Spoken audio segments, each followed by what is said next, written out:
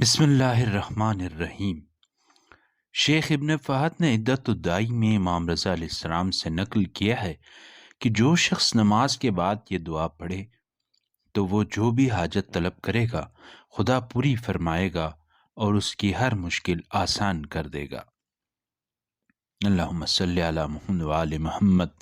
اللہ کے نام سے شروع کرتا ہوں، خدا رحمت فرمائے محمد وآل محمد پر، اور میں اپنا معاملہ سپرد خدا کرتا ہوں۔ بے شک خدا بندوں کو دیکھتا ہے، پس خدا اس شخص کو ان برائیوں سے بچائے جو لوگوں نے پیدا کی، اور تیرے سوا کوئی معبود نہیں، پاک ہے تیری ذات، بے شک میں ظالموں میں سے تھا۔ تو ہم نے اس کی دعا قبول کی اور اسے غم سے نجات دی، اور ہم مومنوں کو اسی طرح نجات دیتے ہیں۔ ہمارے لیے خدا کافی ہے